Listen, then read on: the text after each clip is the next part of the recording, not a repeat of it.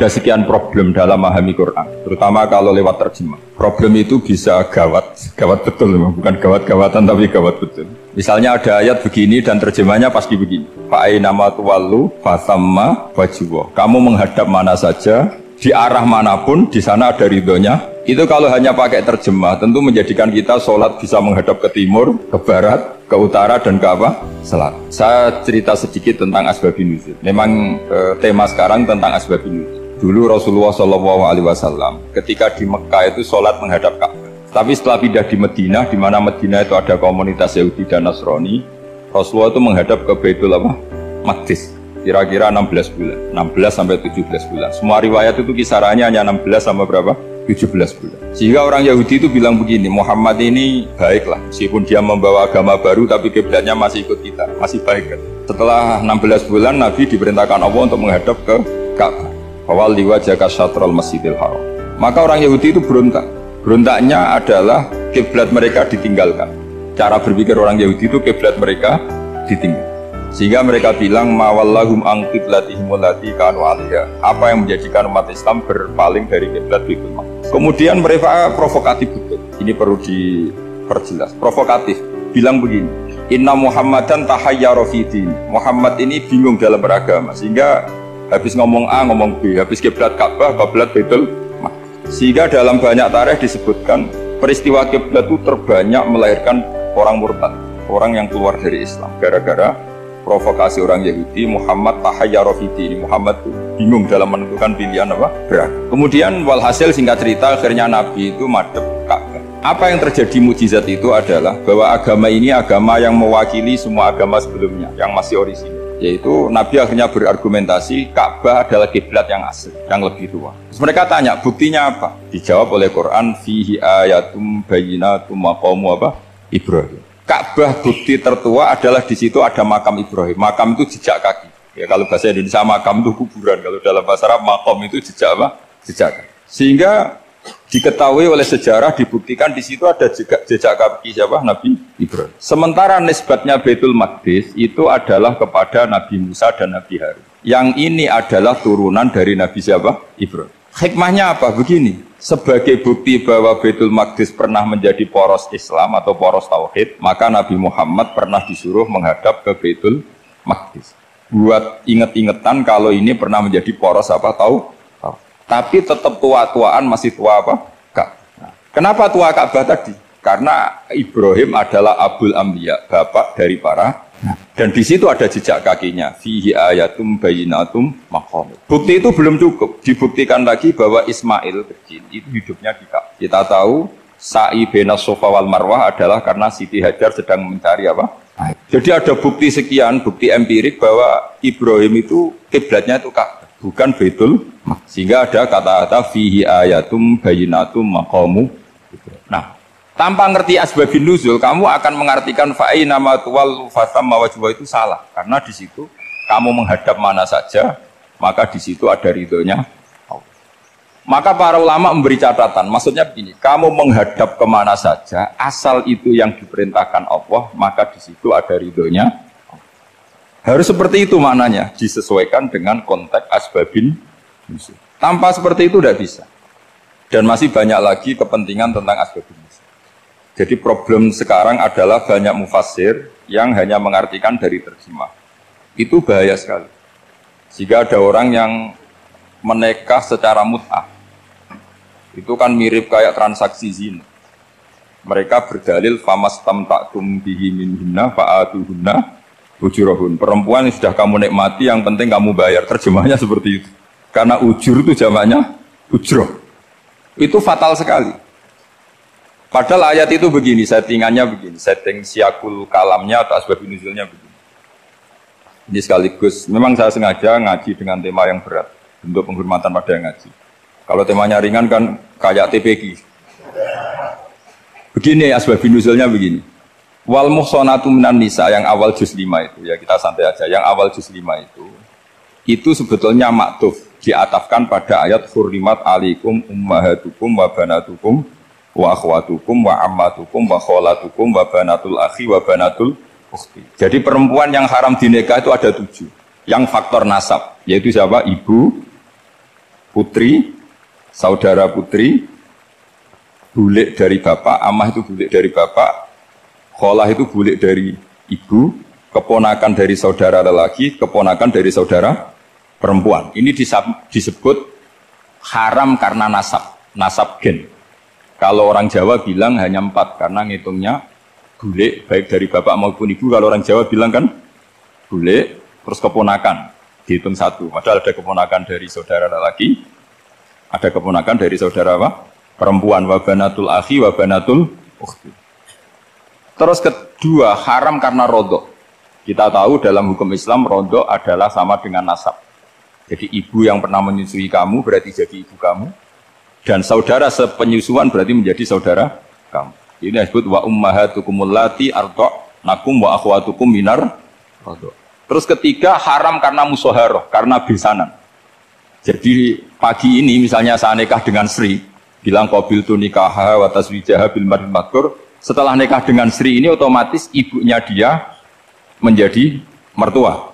Otomatis haram saya apa? Nikah. Ini namanya haram karena musoharoh. Atau kamu punya anak Zaid. Zaid pagi ini akad dengan Sri.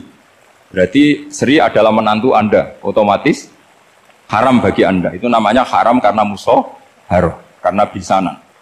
Itu yang disebut waroba haram-haram itu kan seterusnya itu wa ummahatu nisaikum. Ibu dari istri-istri kamu. Memang ini agak jelimet, tapi memang syaratnya mufassir harus biasa jelimet. Jangan hanya nyari partai ayat-ayat untuk kepentingan partai. Wah, itu ngeri. Kacau Quran dipakai kampanye. Terus itu berarti sudah 3 kan? Haram karena nasab, karena rodok, haram karena musoh. Terus yang keempat ini, haram yang bukan karena sebab pada seorang perempuan, tapi karena istri orang. Disebut wal muhsanatu minan nisa. Haram menikahi perempuan yang masih milik orang lain. Nah, orang lain yang menikahi ini, istilahnya Allah adalah lelaki yang menikahi perempuan ini adalah lelaki sing muhsinina ghairu musafihin, secara nikah yang sah. Nah, nikah yang sah itu begini dalam hukum fikih Islam. Saya nikah dengan Sri, kalau hanya akad, itu saya wajib bayar mahar hanya separuh. Jadi kalau saya janji bayar 1 miliar, berarti wajib bayar berapa? 500 juta. Kalau janjinya 100 juta, hanya bayar 50 juta. Itu yang wajib bil akdi. Nanti wajib sepenuhnya nunggu bil jima. Kalau sudah hubungan intim, baru wajib 100%. Jadi kalau ada di Jawa, nikah dengan seperangkat alat sholat, itu yang atasannya tok, itu wajib karena akad. Nanti bawahnya nunggu setelah hubungan apa? Intim. Nah, ini hukum Quran, bukan hukum saya. Makanya kan wa in talaqtumuhunna min qabli an tamassuhunna, terus fanis huma faradtum, hanya wajib bayar setengah. Nah, perempuan yang sudah diajak hubungan intim itu kata Allah fa'atuhunna ujurahun, maka wajib kamu bayar Jadi ayat itu tentang perempuan yang sudah dinikah, kita harus bayar berapa? Harus bayar penuh. Ini penting saya utarakan. Nah, problem kita sebagai orang Indonesia, ini juga problem Pak On, problem semua kiai. Mahar di Indonesia itu nggak bisa dibahas di Quran. Karena keterlaluan, kecilnya itu keterlaluan. Saya ini kan kiai, sering ngakatkan itu sampai bosan, seperangkat alat sholat itu ngawur sekali. Ini mbak-mbak harus nggak mau gitu. Saya provokasi minimal itu ya berapa? 100 juta berapa? Pantasnya berapa? Pantasnya berapa? 10 gram itu berapa nilainya? Kan 1 gram 500 ribu, baru 5. Ya sudah mendingan itu 10 gram. Quran itu bayangannya gini, sambil latihan, yang hafal-hafal biar latihan. Jangan dapat beasiswa karena hafal tapi nggak jelas juntrungannya. Quran itu bayangannya gini, ini nggak mungkin Quran ini bisa dibaca di Jawa. Wa in aradtum istibdala zawji makana zawji wa ataitum ihdahunna qintaran fala ta'khudhu minhu syai'a. Jika kamu nikah sama seorang perempuan, kemudian kamu cerai, maka mahar yang sudah kamu berikan jangan ambil lagi. Karena mahar di Arab itu mahal, 100 juta, kadang mobil Alphard, kadang GMC. Sehingga setelah menceraikan tuh kebayang menarik.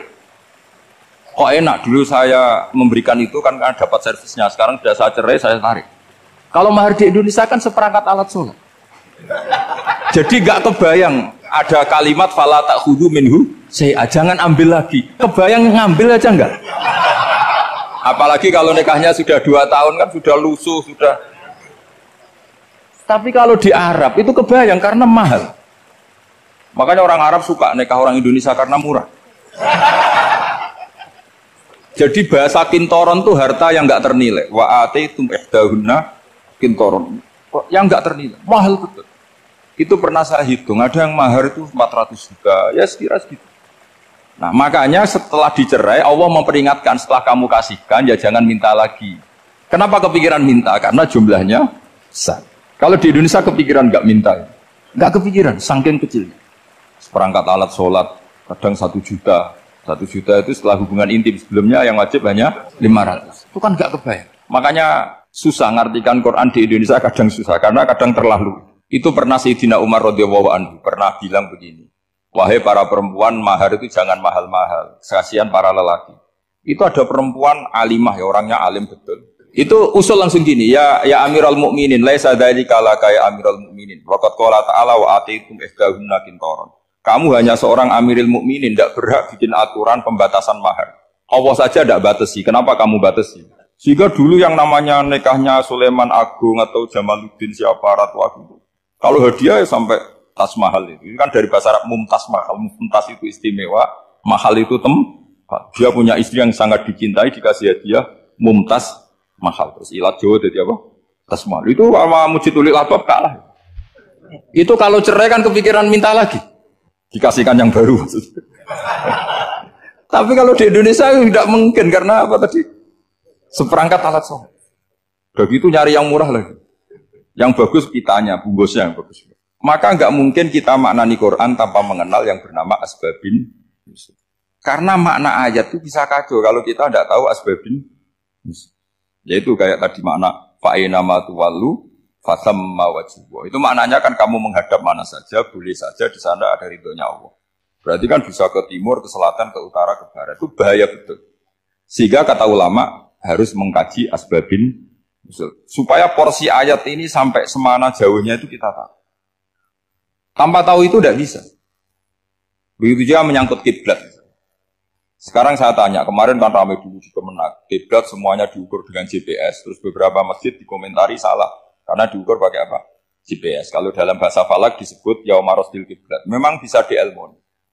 Tapi pertanyaannya begini, dari awal Allah ngendikan fawalli wajhaka syatral masjidil haram. Kamu yang penting sholat itu menghadap masjid.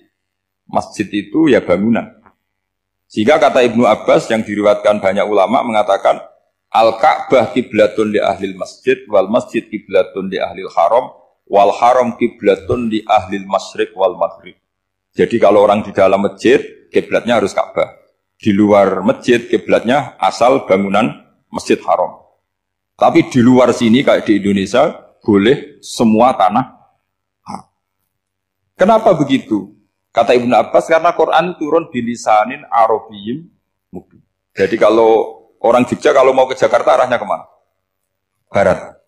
Itu sebetulnya ketika Anda ke barat itu persis Jakarta apa bisa saja pasnya itu Pangandaran. Tapi orang itu akan bilang kalau ke barat ya ke Jakarta. Meskipun presisi Anda tepatnya di Pangandaran. Nah kiblat seperti itu, asal orang menghadap ke barat itu orang sudah bilang ke kiblat. Gak usah sedetail misalnya harus pas Ka'bah. Saya pernah debat sama tim ahli Kemenak. Gak bisa Gus, sekarang ada GPS harus tepat Ka'bah. Terus saya bilang gini, kalau teori Anda benar, berarti semua masjid luasnya maksimal 16 meter. Ka'bah itu luasnya hanya 16 meter. Berarti Masjid Ulil Albab yang pojok sana sama pojok sana, kira-kira itu ya sudah tidak kena Ka'bah. Kalau harus tepat, Ka'bah itu kan diameternya hanya 16. 16 sampai 18 kalau nggak salah.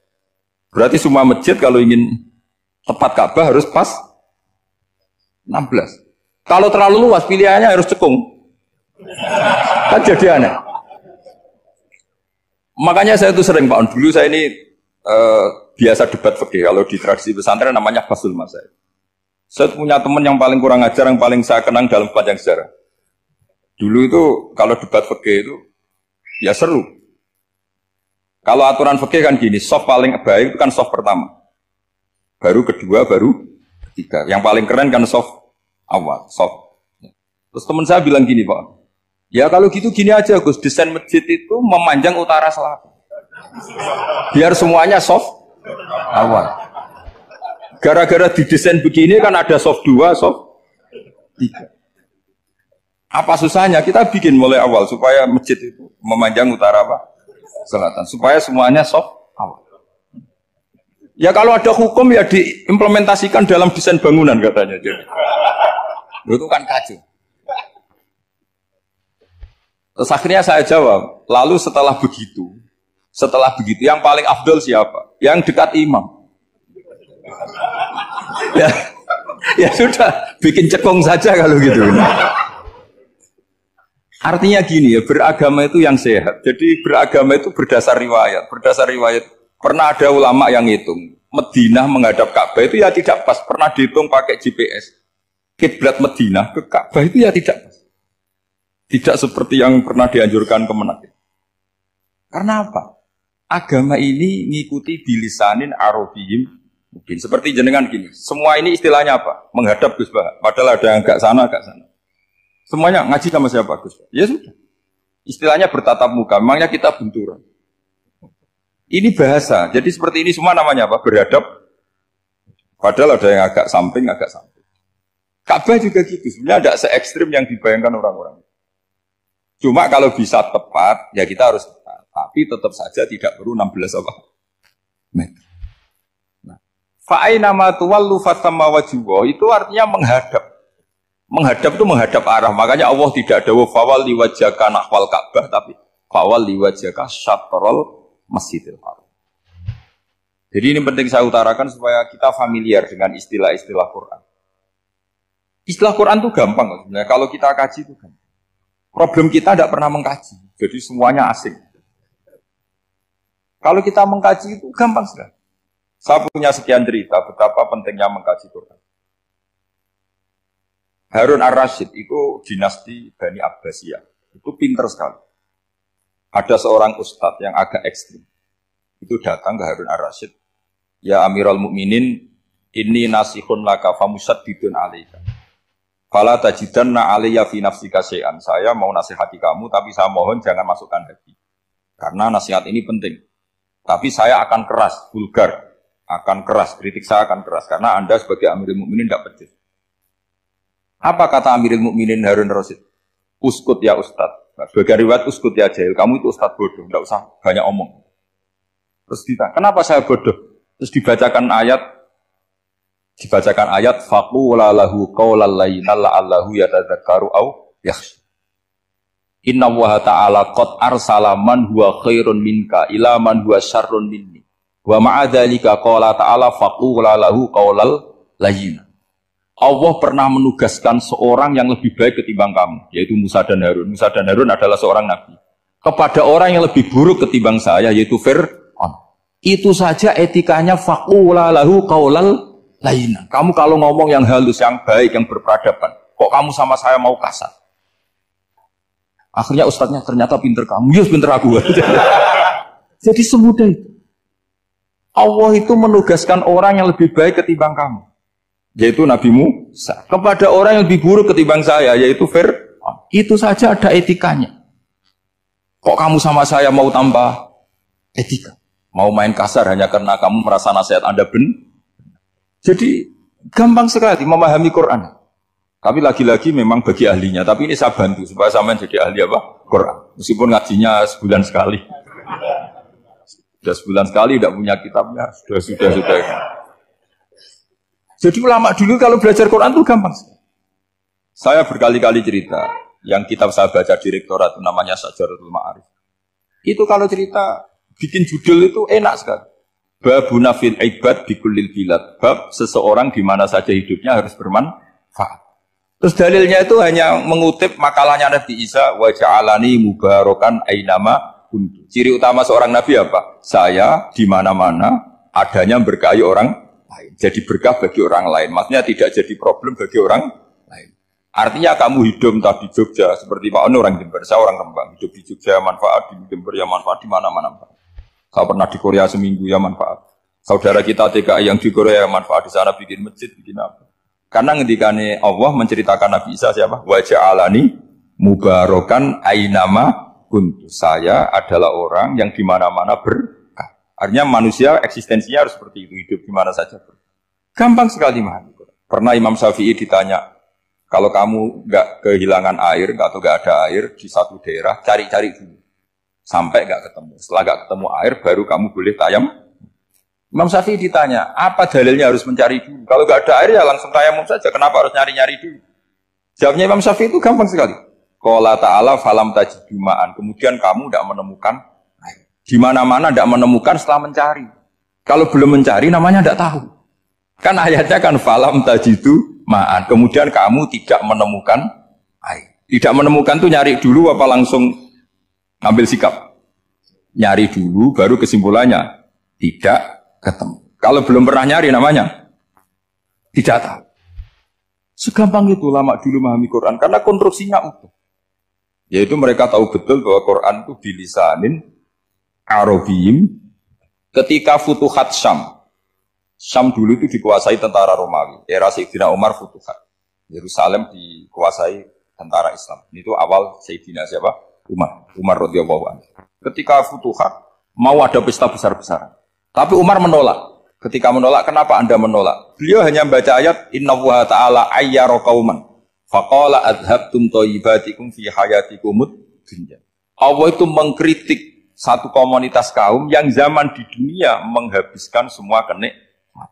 Maka kita tidak perlu syukuran besar-besaran. Jangan-jangan jatah kita di akhirat kita habiskan di dunia. Itu adhabtum thayyibatikum fi hayatikumud. Semudah itu. Semudah itu ulama. Rasulullah pernah dahar, pernah makan. Makan karena 3 hari gak makan, cara Indonesia gak makan nasi, gak makan daging, sudah lama sekali. 3 hari Nabi itu hanya makan kurma dan air putih. Pernah Nabi gak makan roti sampai 3 hari. Kalau Indonesia mungkin gak makan nasi. Di hari ketiga, ada sahabat yang berbaik hati, Nabi disembelihkan kambing, dipotongkan kambing, Nabi disuruh dahar. Itu baru dahar setengah piring, Nabi berhenti. Ketika ditanya, setengah piring itu kan sudah kuat untuk sholat, untuk apa sudah kuat. Ditanya, ya Rasulullah kenapa berhenti? Bukankah engkau tidak makan ini 3 hari? Nabi menjawab, walatus alumna yauma idzin anin naim. Semua nikmat yang saya rasakan nanti ada pertanggungjawabannya. Makanya saya ada ingin banyak-banyak. Wah itu kalau diterapkan di sini enggak populer. Makanya saya tahu gayanya ngaji Quran itu enggak siap dengan konsep-konsep Quran ini. Jadi segampang itu orang dulu. Nah karena apa ya itu tadi? Mereka tahu asbabun nuzul. Quran itu diturunkan dalam konteks apa? Lafat ini arahnya kayak apa? Mutlak muqayyadnya kayak apa? Muhkam mutasabihnya kayak apa? Nasah mansuhnya kayak apa? Nah sedikit saya cerita ini mungkin contoh terakhir supaya agak lama-lama, nanti bingung kalau lama. Yang bingung ya saya. Bingung cara memahamkan. Jadi kalau guru itu kan bingung cara memahamkan. Kalau murid bingung cara memahami. Gak tahu tingkat kebingungannya sama. Kalau guru itu bingung cara memahami. Kalau murid bingung cara. Jadi ini pertemuan 2 kelompok bingung. Jadi yang satu bingung cara memahamkan, yang satu bingung cara. Kalau orang ekstremis bingung cara merusak suasana. Itu enggak benar itu. Ada loh. Rasulullah itu nabi. Itu paling pusing yang ngadepi orang-orang yang ekstrim. Karena apa? Cara berpikir itu lompatannya itu enggak tertib. Jadi Nabi itu cara berpikir itu kecerdasan nubuah. Sementara orang ekstrim cara berpikir itu kecerdasan nafsu. Bukan kecerdasan manusia. Kalau manusia masih baik, nafsu. Misalnya begini, kalau dalam tradisi nubuah itu. Saya dengan Pak Anu berteman lama, mulai tahun 2000 berapa. Itu kalau Pak Anu bertamu ke saya, harusnya tidak usah tak kasih makan. Karena sudah dekat. Tapi kalau kenalan baru itu dikasih makan, disangoni. Jadi Nabi itu perilakunya agak unik. Akhirnya ada orang yang cara berpikir itu dangkal. Ya Rasulullah ini tidak fair. Yang iman lama tidak diservis, yang iman baru diservis. Cara berpikir Nabi begini, orang Ansor itu kan sering memberi Nabi. Perjuangannya Nabi ditopang orang apa? Ansor. Donatur lah, kira-kira orang Ansor itu donatur. Donatur itu keren. Karena donatur itu artinya al-yadul ulya khairum minal yadis. Sehingga ketika Nabi sudah menguasai negara, menguasai Mekah, Madinah, sudah futuhan. Itu orang Ansor tetap tidak diservis. Yang diservis Nabi itu orang-orang baru masuk Islam, disebut wal mu'allafati qulubu atau Islam mu'allaf. Ada 1-2 orang yang protes, tentu yang enggak pinter. Bukan protes pasti tidak pinter. Wong iskal-iskalnya sendiri, kotaknya enggak sampai-sampainya sendiri, orang lain disuruh jawab. Makanya di sini tidak ada tanya jawab, nanti iskal-iskal kamu sendiri, bingung-bingung kamu sendiri, saya disuruh jawab. Berarti Gus Pak enggak mau ditanya, ya memang enggak mau karena tadi. Jawab sendiri aja, nanti pinter sendiri, kapan-kapan pinter sendiri. Akhirnya tanya begini, cara tanya gini, ya Rasulullah, ini enggak fair. Orang sudah Islam lama setelah negara terbuka milik Anda, setelah kita menang, setelah kita menguasai negara, enggak kamu servis. Sementara yang baru Islam kamu, Nabi itu bertanya senyum-senyum, rileks saja. Lama-lama tambah ekstrim pertanyaan. Kata Umar, ya Rasulullah saya beri izin untuk membunuh orang ini. Umar itu pikirannya karena mangkel lo Nabi. Nabi jangan. Kalau kamu bunuh, nanti apa kata orang banyak? Inna Muhammad dan yaqtulu ashabah. Dikira Muhammad membunuh sahabatnya sendiri. Nabi masih mendengar. Komplainnya masih mendengar. Lama-lama Nabi memberi penjelasan. Kamu ini orang Ansor. Kamu biasa memberi saya, memberi dana perjuangan. Memberi itu hebat. Saya tidak ingin menurunkan grade Anda. Grade sebagai pemberi, berarti kelasnya elit, sekarang menjadi penerima. Itu tidak bagus. Itu betapa Rasul ini namanya kecerdasan nubuah. Kalau orang biasa memberi, biar memberi saja. Supaya dia tetap heroik, tetap patriotik, tetap keren, karena mentalnya Jangan sampai dari mental memberi, kemudian mentalnya peminta. Jadi kalau Pak On jadi tim suksesnya Pak Jokowi, dia tidak minta-minta. Kalau dulu kampanye, ya kampanye saja. Biar memberi terus gak pernah minta, meskipun akhirnya ya gelong. Tapi Nabi dulu tidak gitu. Jadi orang Ansor itu gak pernah diservis. Padahal jasanya kayak gitu. Supaya kelasnya tetap kelas elit, yaitu pemberi, penanggung jawab. Nabi gak ingin orang Ansor turun grade menjadi penerima. Orang-orang yang cerdas nubuah menerima konsep Nabi seperti itu. Tanya sama Pak On, saya dan Daniko terjemahan UI itu puluhan tahun sama Pak Zul. Itu beliau ke kontrakan saya ke rumah beliau. Tidak pernah berharap apa. Saya sangat tertutup. Bukan apa-apa ya, kalau ingin memberi saja. Kontribusi saya pada Al-Quran. Saya tidak kepikiran mendapat. Supaya heroik. Tapi orang-orang yang cerdas amatir tadi, ini nggak fair. Wong yang memberi lama kok dapat servis sedih. Nah, sekarang itu problem zaman akhir sudah mulai seperti itu. Nah, orang ini namanya Dzul Khuwaisirah. Ini yang nanti punya anak turun Khawarij. Khawarij itu orang yang ibadahnya hebat, tapi cara berpikir tentang buah salah. Kalau orang lagi Khawarij itu orang ibadahnya hebat, tapi cara berpikir nubuah salah. Nubuah itu unik. Nubuah itu cara berpikir tadi. Apa ya? Melihat sesuatu yang benar, biar benar terus. Yaitu tadi, mental memberi itu ya biar memberi terus, tidak usah di-share. Maka ketika Abu Bakar jadi Khalifatul Rasulillah, itu ada sistem kepegawaian. Itu gajinya Umar yang sudah Islam lama, gajinya Abu Bakar yang sudah Islam lama. Itu sama Abu Sufyan sama, padahal Islamnya Abu Sufyan baru setelah Fathu Mekah, kira-kira baru setahun.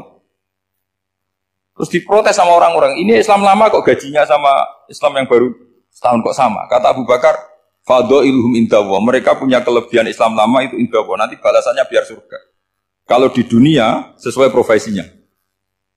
Artinya profesi kalau penjaga kantor ya berapa, kalau dosen berapa, pokoknya ya sudah. Dan itu diterima oleh sahabat, semuanya nerima konsep itu. Era Umar agak dibalik. Abu Sufyan kira-kira gajinya 1 juta, yang lainnya yang menangi Nabi mulai awal gajinya 10 juta. Ditanya, ya Umar, kenapa ini jadi rubah seperti kebijakan Abu Bakar, tidak seperti Abu Bakar? Jawabnya Umar lucu. Fawwah la usawwi baina man qatala Rasulullah wa baina man qatala ma'a Rasulillah. Demi Allah saya tidak akan pernah menyamakan orang yang dulu merangi Rasulullah yaitu Abu Sufyan dengan orang yang selawase dari anak Rasulullah yaitu Sayyidina Ali dan sebagainya. Ini penting. Artinya ketika gajinya orang saya seperti Ali radhiyallahu anhu itu tinggi itu bukan karena lamanya Islam, tapi karena lamanya iman. Jadi mulai dulu ijtihad itu ada dan dulu dia biasa saja. Karena tadi ada kecerdasan nubuah. Saya ulang lagi, ada kecerdasan apa? Sekarang itu kecerdasan toma atau kecerdasan nafsu.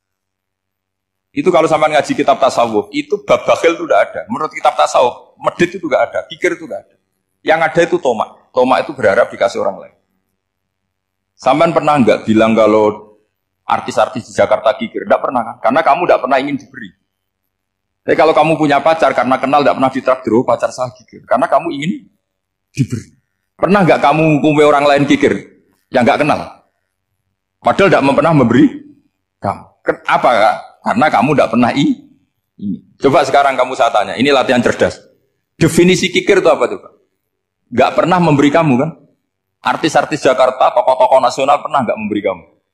Enggak kan? Tapi enggak pernah kamu vonis kikir karena kamu enggak pernah tomak. Tapi pacar kamu kok amen ditraktir terus, atau istri kamu atau mertua kamu kok enggak ngasih warisan, kamu bilang kikir enggak? Sebabnya kikir betul apa karena kamu tomak berharap? Tomak. Maka di kitab tasawuf itu enggak ada bab kikir, yang ada bab tomak. Karena asal usul menvonis orang kikir itu karena tamak. Maka jangan banyak kenal orang, nanti banyak hukum kamu kan. Sombong juga gitu, di tasawuf itu gak ada bab sombong. Karena orang hukumi orang lain sombong itu karena kamu ingin dihormati. Ada orang gak kenal, terus lewat saja gak tanya kamu bilang sombong enggak kan? Tapi kalau kenal, oh sombong betul, kenal gak tanya kan itu.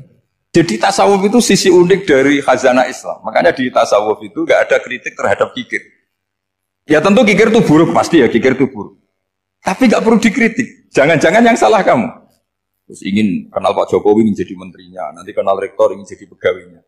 Ketika gak diturutin bilang Pak Rektor kikir. Tapi orang lain ya gak pernah berharap. Mungkin gak menvonis Pak Rektor atau Pak On ini kikir, enggak kan? Berarti vonis kikir itu status orang itu apa gak kesampaian niat kamu? Memang agak jelimet ilmu tasawuf itu, tapi itu unik. Itu bagian dari khazanah apa? Islam. Makanya Rasulullah itu sering isti'adah minta perlindungan wa min toma'in fi ghairi matma'in. Ya Allah, saya tidak ingin berkeinginan yang tidak layak. Coba kamu protes negara itu karena apa? Ingin makmur, sejahtera tanpa kerja, sehingga nyalakan menteri keuangan, menteri ini. Makanya kalau guyonannya ulama tasawuf begini, tak beri bocoran. Guyonannya orang tasawuf, begini guyonannya. Anta lam tajid min nafsika kullama turid, fa kaifa turidu min ghairika kullama turid. Kamu yang punya keinginan saja tidak bisa memenuhi apa yang kamu inginkan. Kenapa keinginan itu kamu timpakan ke orang lain untuk memenuhi kamu? Wong kamu yang punya keinginan saja tidak bisa mewujudkan. Kenapa keinginan Anda kamu timpakan, bebankan orang lain untuk memenuhi keinginan Anda? Misalnya kamu, Gus saya ini goblok, tolong pinterkan. Wong kamu yang ini saja tidak bisa. Kok menyuruh saya? Jadi kalau tiap tasawuf itu unik. Seperti kamu mencintai istri tulen, itu ingin kan dicintai istri tulen. Kamu sendiri kan nggak bisa cinta tulen, masih pelengahan sana sini. Kamu pacaran, ingin pacar kamu setia. Ternyata kamu bikin sekian alternatif. Kalau putus ini punya ini, putus ini. Tapi kamu ingin ini setia, kan gak fair. Makanya guyonnya orang tasawuf itu, anta lam tajid min nafsika kullama turid, fa kaifa turidu min ghairika kullama turid. Gampang tuh apalane, pokoknya ratrit gitu aja gampang. Jadi kamu yang punya keinginan saja tidak bisa memenuhi. Kok orang lain disuruh memenuhi? Jika orang tasawuf itu malu betul. Misalnya saya kok ingin Pak On takdim sama saya itu kurang penggawean. Kalau saya ingin ditakdimi saya menakdimi diri saya sendiri. Makanya berbahagialah orang yang ngilu terus saya ganteng sendiri ya Allah. Saya kaya sendiri. Menunggu orang lain bilang kamu kaya itu repot. Menunggu orang lain bilang kamu hebat itu, ya sudah bilang aja ya Allah saya hebat, ya Allah saya ganteng, ya Allah saya cantik. Daripada menunggu orang lain bilang apa? Cantik. Jadi ilmu tasawuf itu unik. Jadi kalau fikih itu yang dikritik itu kikir. Kalau tasawuf enggak toma. Karena orang yang kamu vonis kikir itu jangan-jangan tidak kikir tapi mementingkan yang lebih penting. Misalnya ada teman yang tidak pernah naktir kamu, ternyata punya ibu sakit, uangnya dianggarkan untuk ibunya yang sakit atau anaknya sekolah atau keluarganya masih butuh dia, ya, sehingga sama teman dia kikir. Hakikatnya kikir apa mementingkan yang penting? Tapi kamu karena enggak pernah ditakdir menvonis kikir. Ini pelajaran, jadi makanya yang dianteni ilmu tasawuf itu tomak, tamak, jadi kalau dalam bahasa Indonesia, bukan kikir. Karena vonis kikir itu akan disematkan orang yang tidak kesampaian hajatnya. Makanya bapak saya itu, keluarga kiai itu ajarannya itu, yang penting jangan berharap dari orang lain. Ini Pak On saksinya, saya dulu benahin terjemah itu nggak pernah ingin diperlakukan seperti ini. Ya ngaji aja. Karena pikirannya keluarga kiai itu sederhana. Kalau ngamal ya ngamal saja. Ngamal itu heroik. Makanya buyut-buyut kita semua ini kan pahlawan semua. Membela negara Indonesia jadi merdeka. Ya nggak pernah kebayang jadi presiden, menteri. Tapi sekarang nggak, ngamal sedikit saja harus jadi menteri. Jadi ini bahaya kalau dalam kelangsungan bernegara. Karena orang biasa transaksional. Awal negara ini dibangun berdasar heroik, bukan berdasar apa?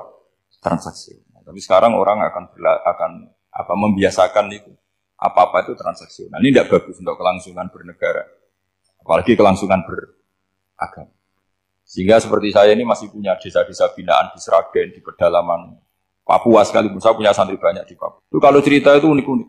Itu mau Jumatan, itu nggak ada orang 40. Sudah datang setengah 12, itu datangnya 3 jam. Di situ mau ketemu santri 3. Akhirnya mereka tanya gini, Pak. Pertanyaannya itu, Gus, boleh nggak Jumatan orang 3? Secara fikih Syafi'i kan harus orang 4. Kemudian mereka tak bilang, buat sholat duhur saja. Mereka nggak mau. Wong Jumat kok duhur.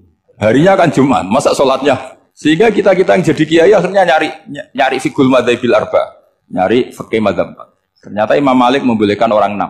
Ada yang bilang 12. Yang penting keceluk jamun itu kelompok. Kalau 3 kan belum keceluk apa? Belum disebut apa? Ini penting saya utarakan supaya kita berjuang itu bukan karena selfish seperti ini. Tapi yang namanya dakwah itu menjadikan orang tidak tahu menjadi tahu. Termasuk kepada desa-desa tertinggi. Sama. Yang namanya menteri itu pembantu presiden untuk memenuhi kebutuhan rakyat banyak. Sekarang misalnya menteri pertaniannya itu hebat, cerdas. Tapi petani nggak mau nandur padi, mau apa? Coba yang membantu ketahanan pangan itu para petani mau nanam padi apa karena menteri pertanian?